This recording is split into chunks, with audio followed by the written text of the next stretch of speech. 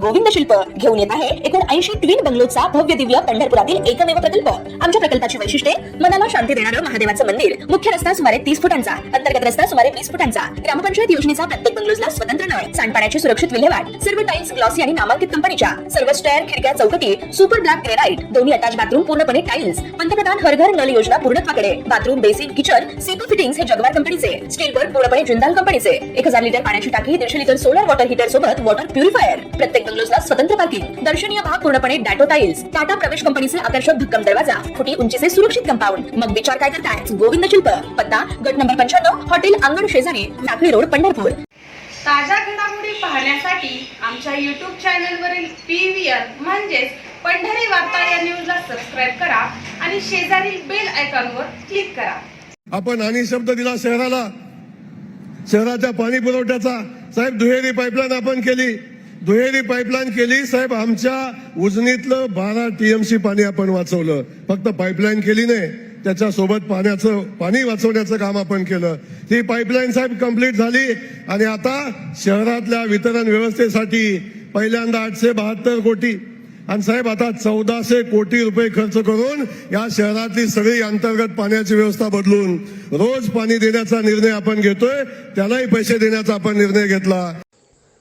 सोलापूरसाठी उजनीतून पाणी सोडल्यानंतर भीमा नदीकाठच्या शेतकऱ्यांनाही पाणी मिळत होतं। दुहेरी जलवाहिनी झाल्यास भीमा नदीत पाणी सोडणं बंद होईल, शेतकऱ्यांना पाणी मिळणार नाही, शेतकरी उद्ध्वस्त होईल, कारखानदारी मोडीत निघेल अशी भीती काही वर्षांपूर्वी कैलासवासी वसंतराव काळे पुरस्कार वितरण कार्यक्रमात बोलताना ज्येष्ठ नेते शरद पवार यांनी व्यक्त केली होती। अगोदर बॅरेजेस बांधा, पाणी अडवा, शेतीलाही पाणी द्या, सोलापूरलाही पाणी न्या, पण पाईपलाईननं पाणी नेल्यास शेतकरी गप्प बसणार नाही अशा इशाराही त्यावेळी शरद पवार यांनी दिला होता।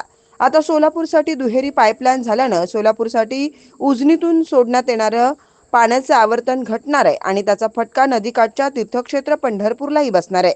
नुकतेच पंढरपूर तीर्थक्षेत्र विकास आणि कॉरिडॉर यासाठी शिखर समितीच्या 4100 कोटींच्या प्रस्तावास शासनानं मंजुरी दिली आहे आणि या विकास आराखड्यात पंढरपूर नजीक भीमा नदीवर बॅरेज बांधण्याचा समावेश करावा अशी मागणी खासदार धैर्यशील मोहिते पाटील यांनी केली आहे। पंढरपूर शहरात ज्या बांधावरून पिण्याच्या पाण्याचा उपसा करावा लागतो तो उजनीच्या आणि पावसाच्या पाण्यावर अवलंबून आहे। त्यामुळे मोहिते पाटील यांच्या या मागणीचा शासन विचार करणार का हेच आता पाहावं लागेल। पंढरपूर कॉरिडॉरसाठी 41 कोटी सँक्शन केलेत आणि तो पुढे नेला जातो। मात्र तिथले नागरिक म्हणतात की कोणाशी चर्चा केली नाही, संभाव्य बाधित आहे। जवळजवळ 600 घरं आहेत, 1800 लोक आहेत। कुठेतरी हे जे मनमानी कारभार आहे असं वाटतंय। माझं मत हे आहे की कुठलीही गोष्ट बळजबरीनं करू नये।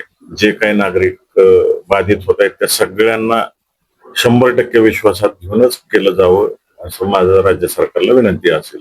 आणि जे काही कॉरिडॉर व्हायला लागलेला आहे पंढरपूर आणि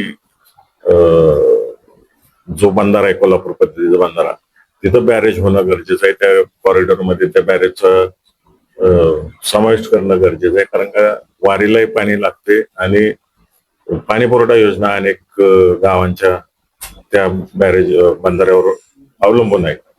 त्यामुळं बंधाऱ्यापेक्षा तिथं बॅरेज होणं गरजेचं आहे।